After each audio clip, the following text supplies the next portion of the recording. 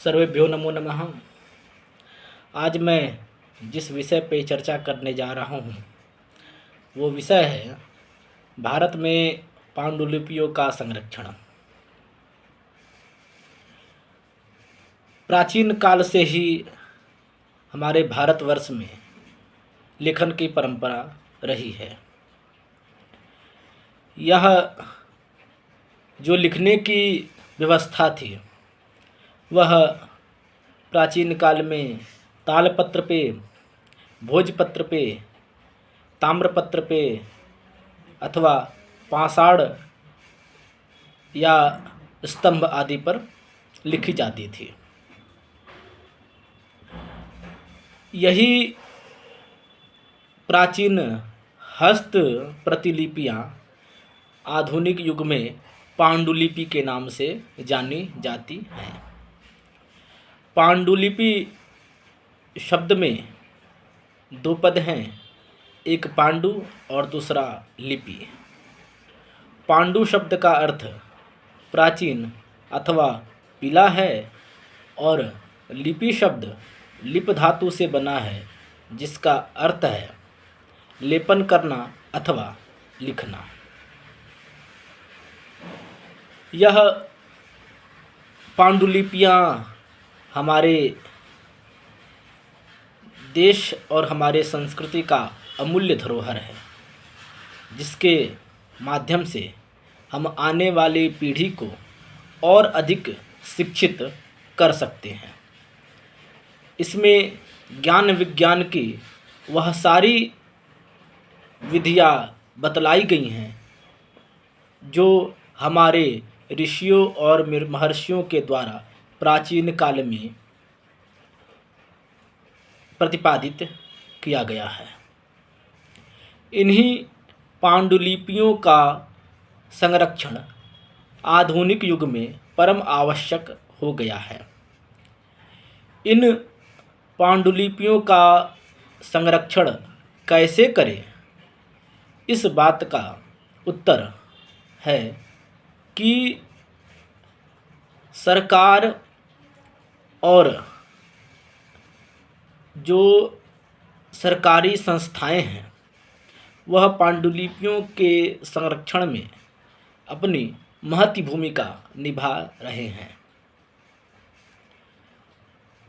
वर्तमान में भारत सरकार के जो संस्कृति मंत्रालय है उसके अधीन एक संस्था है जिसका नाम है national mission for manuscript NMM।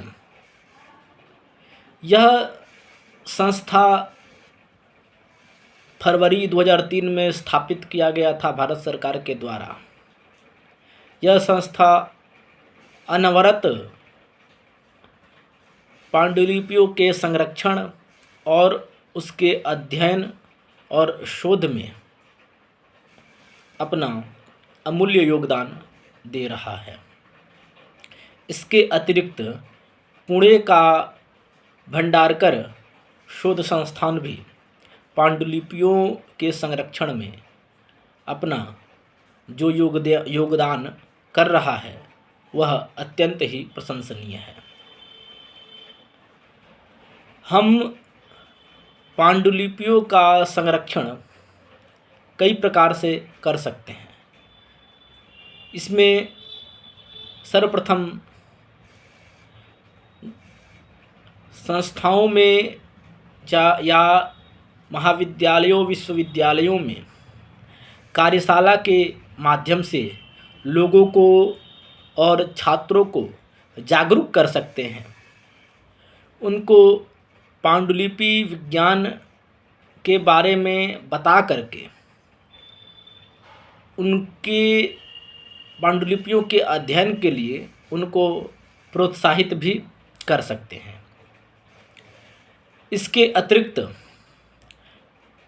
जो विश्वविद्यालय अथवा महाविद्यालय है उसमें पाठ्यक्रम के माध्यम से पांडुलिपि विज्ञान को छात्रों को पढ़ा सकते हैं, उसका ज्ञान करा सकते हैं, जिससे वह आने वाले समय में पांडुलिपियों पर अच्छे से काम करें और ग्रंथों का निर्माण कर सकें। इसके अतिरिक्त पांडुलिपि विज्ञान को उच्च शिक्षा में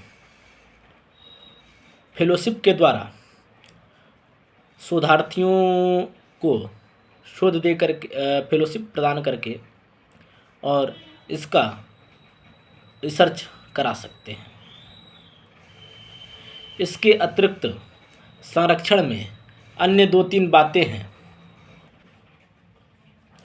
रिमेडियल रेस्टोरेशन और डुप्लिकेशन के माध्यम से भी हम पांडुलिपियों को संरक्षित कर सकते हैं, परंतु इन सभी चीज़ों में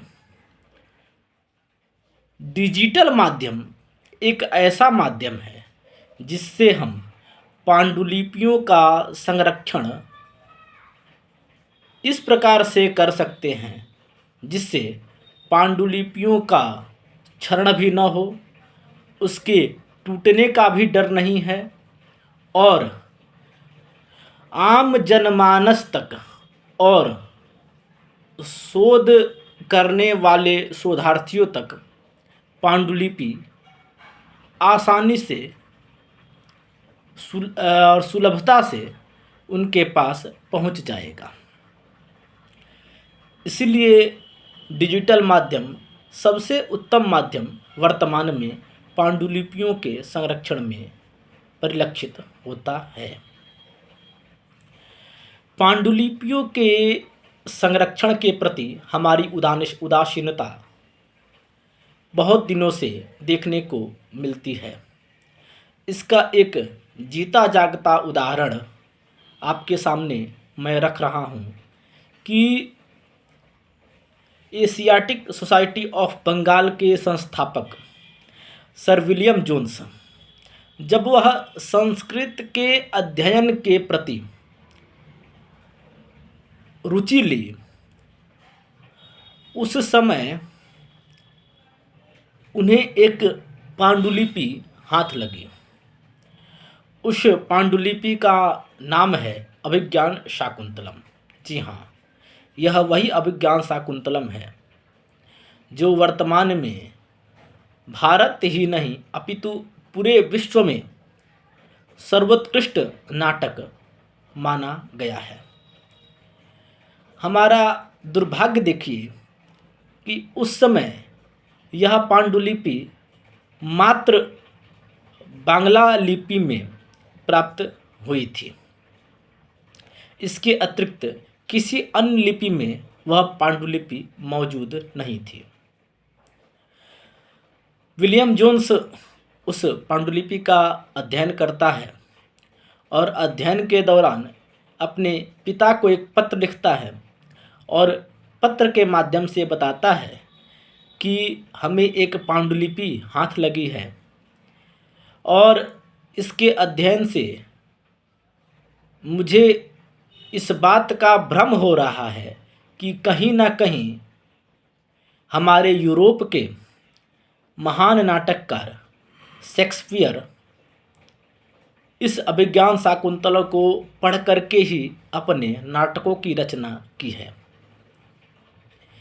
यह हमारे संस्कृत और संस्कृति की महानता है और उसका प्रभाव है, परंतु आधुनिक युग में इसके प्रति लोगों की रुचि कम हो गई है।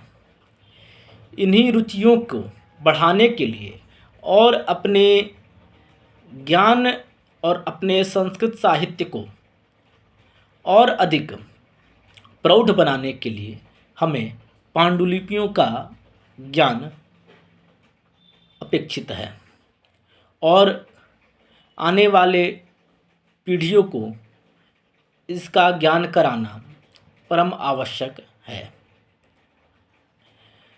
आधुनिक युग में शिक्षा का माध्यम अंग्रेजी होने से लोगों के प्रति संस्कृत की रुचि खत्म हो गई है और संस्कृत कर्मकांड और पूजा पाठ की भाषा तक ही सीमित रह गई है। इसी अपने संस्कृत को और अपनी संस्कृति को मजबूत करने के लिए इन पांडुलिपियों के माध्यम से, शोध के द्वारा और ग्रंथों के निर्माण के द्वारा हम आम लोगों तक इस पहुंच को सुलभ बना सकते हैं। एतदर्थ इस पांडुलिपियों का संरक्षण परम आवश्यक है। इतने ही कहकर मैं अपनी वाणी को विराम देता हूँ। जयतु संस्कृतम, जयतु भारतम।